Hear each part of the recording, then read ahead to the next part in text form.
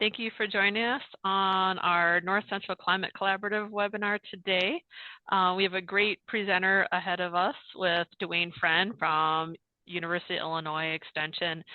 He's a longtime friend of NC3, and I've known him, first met him about 2012, so quite a number of years ago. We're happy to have Duane on the webinar today. He's been with Extension in Illinois since 1993. In various positions there, and also has previous experience with the Farm Services Agency and in a soil and water conservation district. So quite a broad range of experience to draw from. Today he'll be talking about a curriculum online course that he's worked on for extension personnel regarding climate training, climate education. And so we look forward to hearing what he has to say. For those of you in the audience as participants, you should have a Q&A button at the bottom of your screen where you can ask questions.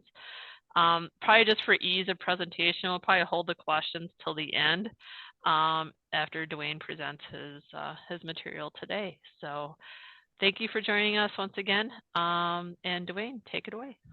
All right. Thanks very much, Laura. And great to see we've got, wow, 60 participants on here. This is fantastic, especially this close to the holidays. I didn't know how many people would be jetting out already, but really appreciate you being on for this afternoon session.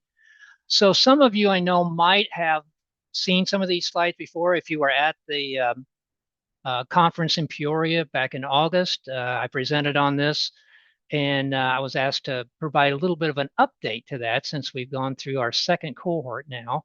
So for those of you that may have been present, I apologize. You're going to see some similar slides, but I have updated this to where we were at today with our programming. So just to give you a little bit of background, our climate programming in Illinois Extension is relatively recent. In August of 21, up until that time, we had one person who did both ag and natural resources at the campus level for program leader. At that point, those two topics were split into two full-time positions. So in August of 21, Dr. Shibu Kar, and I'm sorry, I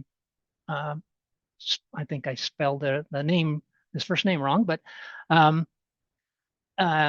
he was hired as the natural resources and energy and environment program leader on campus. And he is very passionate about climate programming, which I'm very happy about because then in March of 2022, he had opened up a climate specialist position, which I was lucky enough to get. So been working in that position since that time. So one of the things that happened actually before I started my position, but worked with Dr. Carr and some others, was on a climate survey. We did this throughout Illinois for all extension staff in late 2021, finding out what people's thoughts were on climate programming, what barriers there may be, whether they would be interested in doing more types of climate programming. In other words, integrating the climate into their existing programming or starting new climate programming. We had a really good response rate.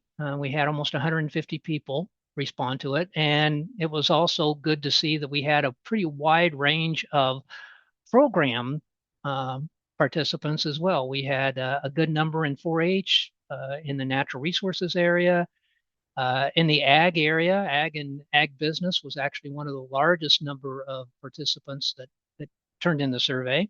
We also had some in the SNAP Ed and the farm, food and consumer sciences area, also in Sea Grant. And then the other would probably cover mostly campus specialists.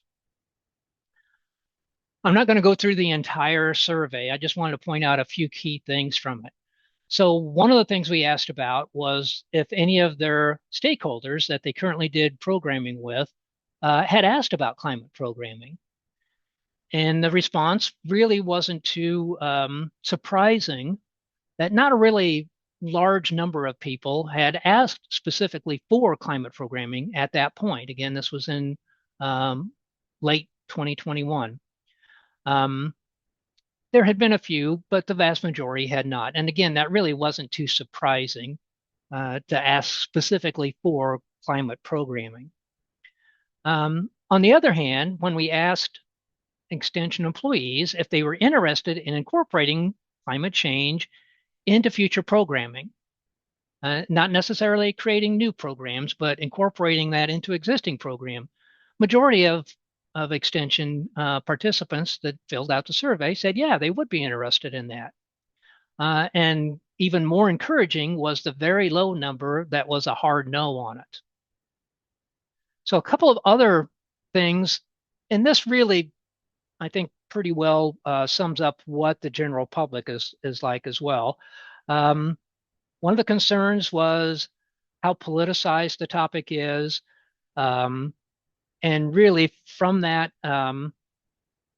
being a little bit apprehensive of getting into the topic. Another thing that was mentioned was that they already had so many things on their plate already. They thought it was just one more thing that would be hard for them to put into their workload. And then the other thing was that, and this was, I'll have to say, a very low minority of people that answered this way, that they said, well, maybe it's out there, but I'm not really going to worry about it right now. We're more concerned about our year-to-year or day-to-day type of thing. So we're not going to worry about it too much, which again kind of represents, I think, a lot of how the general public thinks about climate change as well.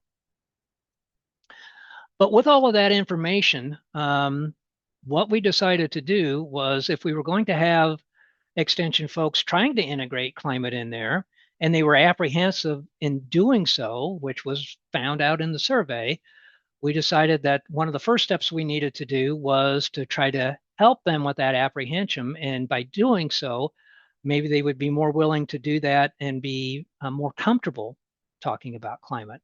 So what we did was we decided to develop a short course for how to do that, for how to integrate climate into Extension programming. We did get a incubation grant from Extension Foundation to kind of help us with developing ideas for the program. And this was a collaboration, not only with the Extension Foundation, but within University of Illinois. We had obviously Extension involved, but we also had the Department of Natural Resources and Environmental Sciences, which is in the College of Agricultural, Consumer, and Environmental Sciences. And then we had the Climate, Meteorology, and Atmospheric Sciences Department on campus involved as well. These folks helped us with the content, and we're greatly appreciative of that. We also had the Center for Innovation in Teaching and Learning involved. The acronym for that is CITL. They were very helpful with videos that we were wanting to develop and animation that we want to develop for the short course. The course is an online program or an online course. It's through our Learn at Illinois Extension site. And the actual learning platform that's used for this is Moodle. So I know there's different types of learning management systems out there, whether it's Moodle, Canvas. I think Blackboard is still used in some areas as well. But that is the learning platform that's used for this particular Learn in Illinois system. As I said, it's a short course. It's not meant to provide everything to everybody. In other words, not a complete answering of everything that they need. It's to give them some food for thought. It's to give them some basic background on these different areas to get them more comfortable. And again, the big part of this right now is we're not asking them to develop whole new programs related to programming on climate. We're asking them to try to find ways to integrate climate into their existing program. We think that's a very good first start for this. So in this, talk a little bit about some of the climate topics covered. We go through, we talk about the climate science. Again, we don't get into extensive detail on this, but we do try to provide the basics, because there are a lot of folks out there that they've heard about climate change, but if they had to explain what causes it, they would probably be hard pressed to do so. So we try to cover that part to where they could at least be comfortable saying, okay, this is why this is occurring.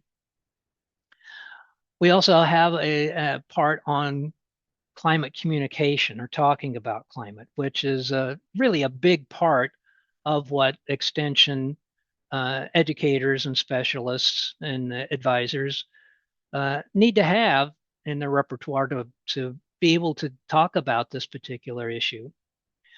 We also cover climate equity.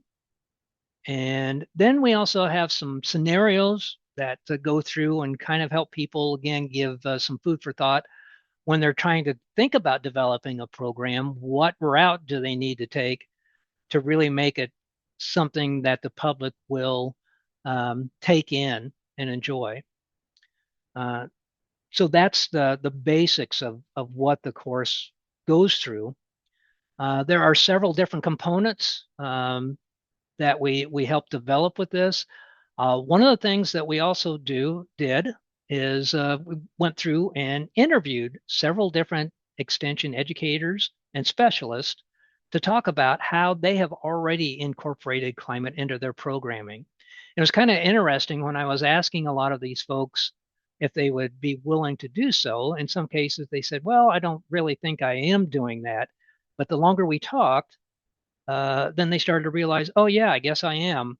So these were all really good. They're short interviews, about 5 to 10 minutes long, where we have folks, we just ask some basic questions, and then they just go through and discuss how they have developed climate or integrated climate into what they do. This particular person, Chris Evans, is a forestry specialist. Another thing that we do, since this is an online course and they're not getting together face to face, is we do have forums, participant education boards, where people can go in and they can have a discussion on some of these different topics.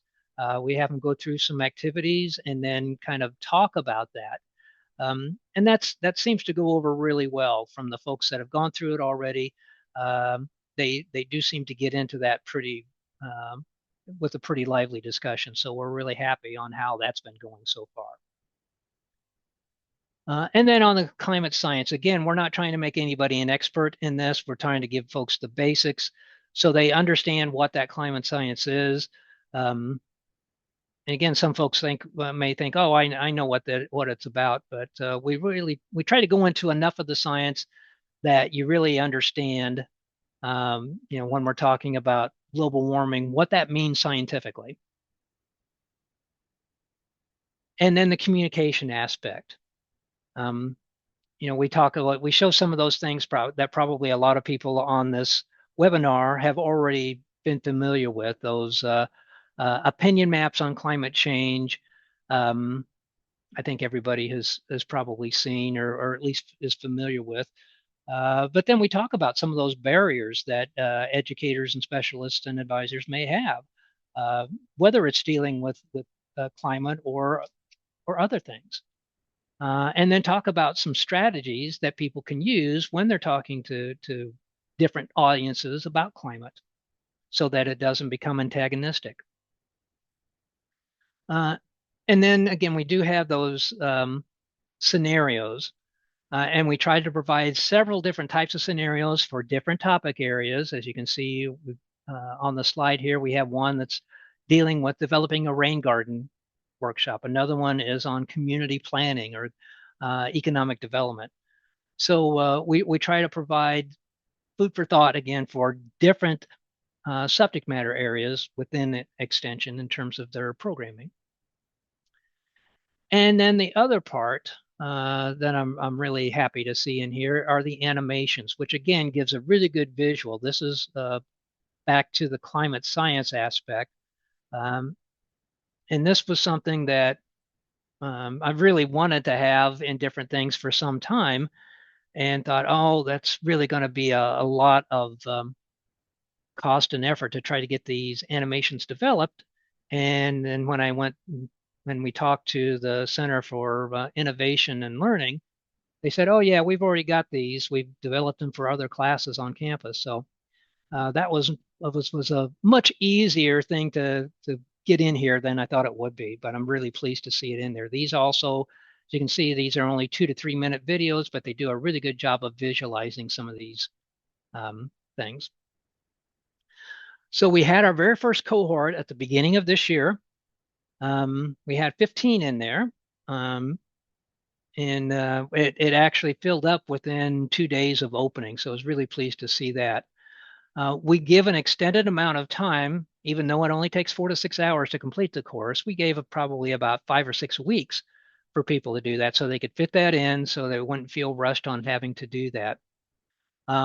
One of the other things that I should mention in here is that we also do have one live facilitated session. And actually, on the first one, we had two. And a lot of you may know Lori from the Midwest Climate Hub. She was one of the folks that helped develop the content for the program, and she also volunteered to facilitate this Zoom session that we had. Again, a lot of it developed on around the communication aspect, but those went over really well. The second cohort we started at near the end of August, and it had 14 in it, and we had that end up in early October. So out of those two cohorts, I'll show you just a summary of some of the things that we got out of the evaluations. So this one was a before and after of rating their basic climate science knowledge. And in the before category, again, some very low to maybe in the moderate category. Afterwards, all were in the moderate to very high category. So pleased to see that. The ability to present climate information before and after. Again, before, a lot in the very low to moderate category. After, moderate to high or very high category. And the icons are right in front of, let me move that. Okay. Did I have that in there twice? I think I did. Oh, okay. So then the other one was how likely, after you've gone through the course, how likely are you going to use some of this content into incorporating it into your existing programming?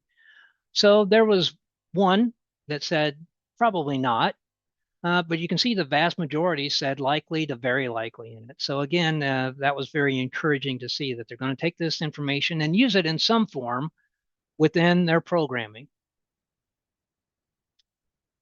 And this is some of the comments we got. I'm not going to read through the whole thing there. You can read through it. I guess I could have just had those first 3 words in there and that would have been enough. But this was a 4-H specialist that was going to use this information in some of their sports fishing curriculum. And then one other comment was using the communication aspects that we included in there was going to be useful. And the resources on the climate models were going to be used as well. So very pleased with all of those responses. We're going to start a third cohort with this in mid to late January. Probably at this point, again, we're hoping we'll get maybe in the 10 to 15 range for this. We might get more with it being wintertime and just at the beginning of the year before people get super busy. But obviously, this is something that, we do have some turnover, but we're probably not going to keep up these numbers for a whole lot longer. So we just got a certain number of participants that are going to be available and be interested. So probably after another 2 or 3 cohorts, we're going to be down to very low numbers. However, we're willing to have other folks take this information and run with it. So we are very willing to share this information, share this course with other states. And actually, some states have already been starting to look at it. Just to give you some background on it, we're not asking any cost for this. It can be adapted, it can be modified how it's needed. The only thing that we're asking is that if you are going to use this as a template, going to use the content in some fashion, we just ask that your institution sign a pretty simple agreement just to acknowledge that if you use it, just let folks know that this originally came from Illinois Extension. So that's the only basic thing that we ask about it. One of the questions we get sometimes too is, can this information be transferred into Canvas or something like that? And that is where our curriculum specialist would be willing to do that. And they've already done that in some cases where they've had to move it, or at least provide information on how to move it from Moodle to Canvas. So that shouldn't be a major issue. So with that, I am done, and we've got tons of time for questions. So happy to take any questions you may have. Thanks. All right, thank you, Duane. We do have one question in the Q&A from Madeline asking, what is the maximum number of participants you'd recommend having in a cohort? We kind of like the 15 to 20 range.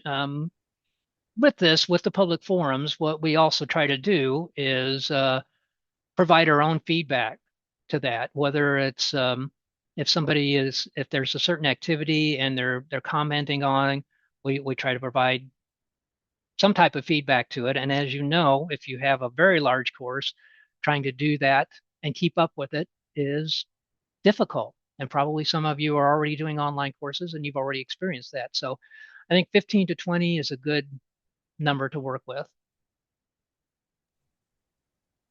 Great. A couple more questions here. Is your course open to those from other states? I know you talked about transferring content, but is your course open to those from other states? Or do you prefer that they set up their own program? Oh, that's an interesting thought. I hadn't really thought of doing that before, but yeah, whoever that is, why don't you email me and we'll talk about that a little bit more. Yeah, that was from Dylan. So I see email from Dylan. Okay. That'd be who you're looking for. Yeah, that would probably be doable. Right. And then a follow-on to that, someone else asked if there's still space in your January cohort. Sounds like there's interest in participating in your class, Duane. Well, we haven't even opened it up yet. I haven't even sent out information on it yet. So I was going to wait until after the holidays. So again, send me your emails, and what we'll probably do is we'll probably open it up if we would happen to get, say, 15 to 20 Illinois Extension folks. We'll probably have to close it at that. But having said that, if we're not in that range, yeah, we could probably open it up to other folks. Okay. All right. And we can help with NC3, Duane, if you need help getting the word out on that, things like Okay, that too. great. Yeah. Okay. And next question from David, what is the best way to take a close look at the curriculum in more detail? I'm thinking Okay. he wants to become familiar with the content for, Yep. yeah. And we've had that a lot. Again, send an email to me. What I will do is I will forward that to our curriculum development specialist, Adina Wilson, and she then gives whoever we ask access to the course, usually as a viewing participant, so you can look at that content more closely. Oh, okay. That's great. That's good to know in case people are thinking of, sharing with you like you suggested. Mm-hmm.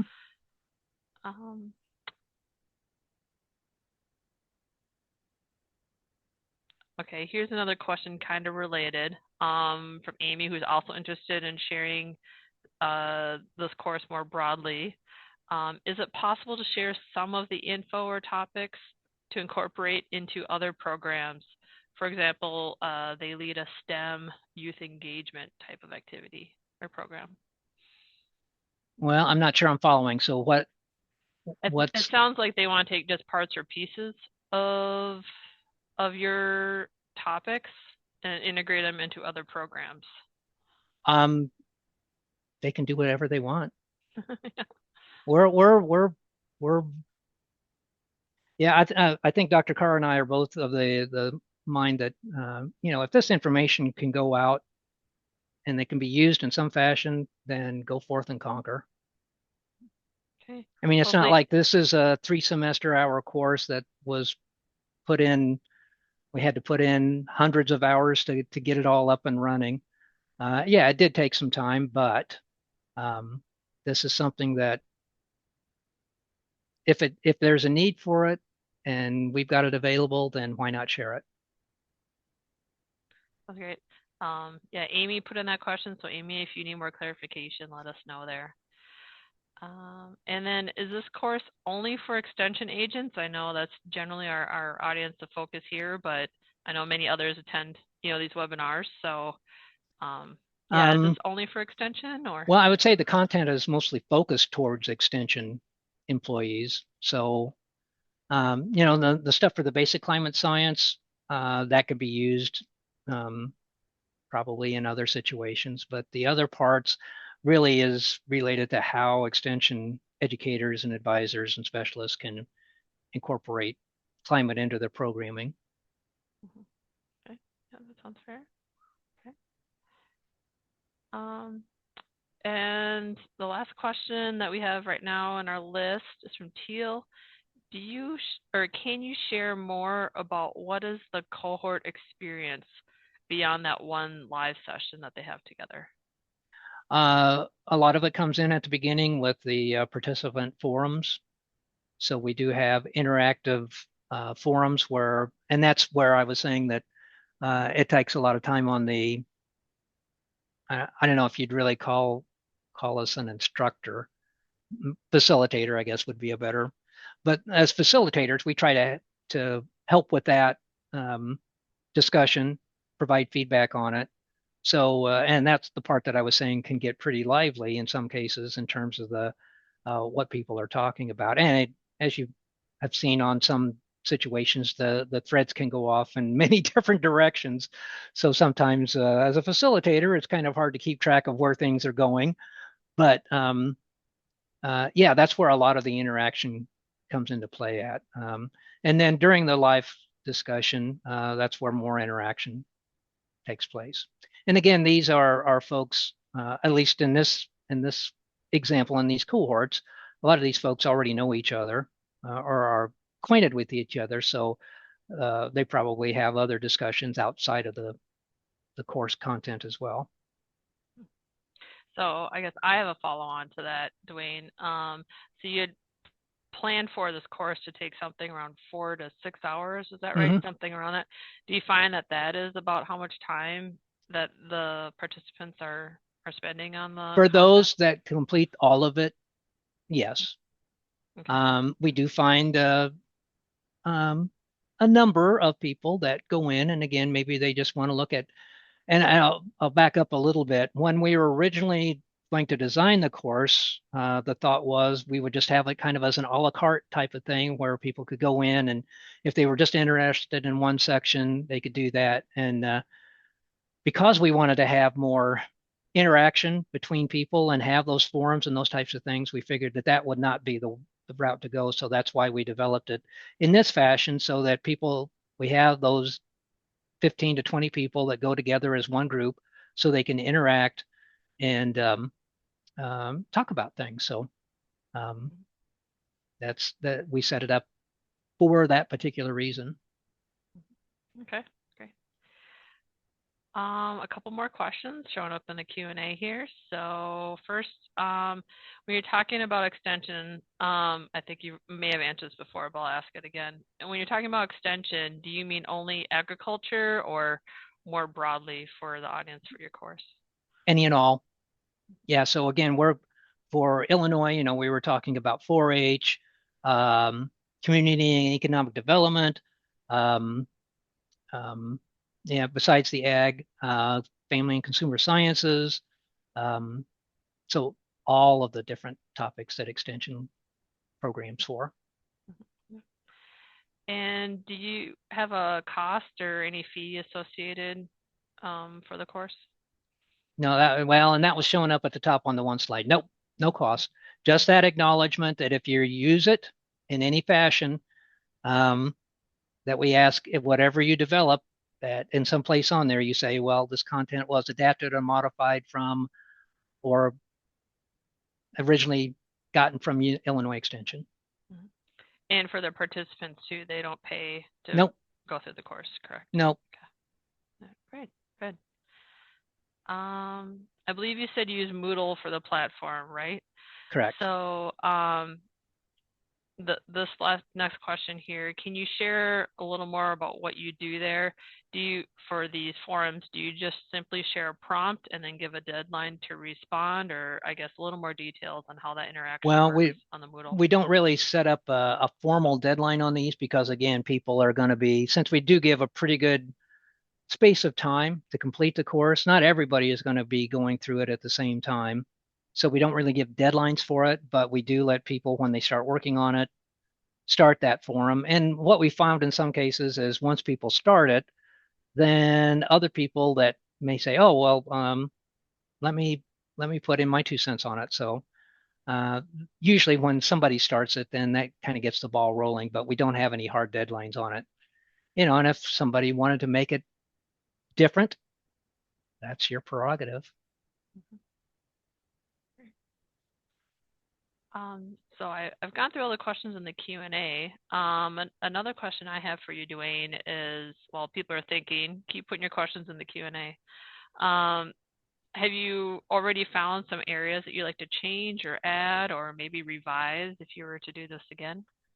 If I was going to expand it, and I thought about this as just another course, that climate communication aspect is really something that needs to covered in a lot more detail, and that's where we would really need to have a course where we had lots of live, um, even if it was virtual, live sessions where we could have that interaction and maybe even practice some of those different conservation strategies, conversation strategies. Mhm. Yeah, I know that's a tough skill to build sometimes. Yeah. Yeah, in a remote virtual work environment. Okay, Jenny asked, could you talk a little bit more about the climate communication section on how that was developed? What Uh, resources did you use and exactly what did you cover? um, well, I'll give you the basics because I haven't looked in that section for a while. um, I want to give credit to, and I don't know how many of you are familiar with the Climate Stewards course that was developed by UC Berkeley. They have, and that is a much more extensive course. That's for individuals. It's kind of a volunteer program, not like a master gardener or master naturalist, but it's for individuals to learn how to go out and talk about climate uh, um, in their communities. Communication is a big aspect of that. And we didn't go into nearly the detail that they do in that course, but we took some of their strategies and we just went through and devised several different, I guess, strategies or practices that people can use. Um, Again, with a short course, we don't get into a lot of detail with it. We kind of explain what it is, and then I think we have some resources that people can delve into it more if they wish to. Okay, great. I have passed on all the questions I have at Okay. this time. We'll just wait on another minute or so longer as people kind of think and see if they have anything more to ask. Um,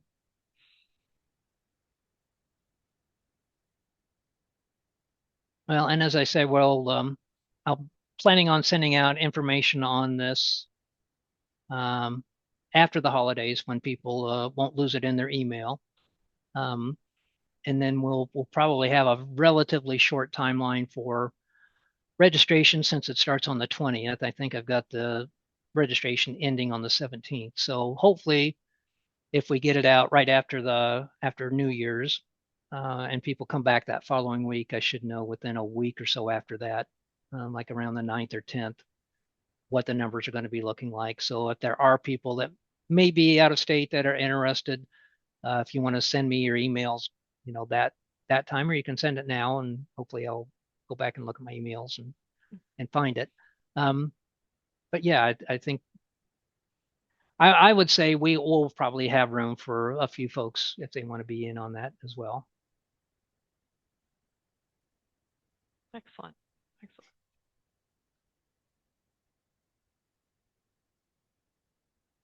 And All see, I'm right. going to let you out early. You get to go do something else for another 20 minutes. Sounds great. Allie, do you see any other questions or anything on your end? Nope, it looks like we have gotten everything that came in. Okay. All right. Great. Well, thanks, Duane, for a great presentation. I think this is a really great curriculum. And we're so excited to see how it's been growing, from NC3's perspective. And I know there's a lot of interest in sharing that in other states that I've heard. So your email and phone are on that screen. So hopefully people had a chance to jot that down. And we'll be in touch. And this recording will be posted on the NC3 website, northcentralclimate.org, as soon as we get this processed and closed out. So thank you, Duane. Merry Thank you. Christmas, Happy New Year, Happy Holidays to all. And we'll see you in 2025. All right. Happy holidays.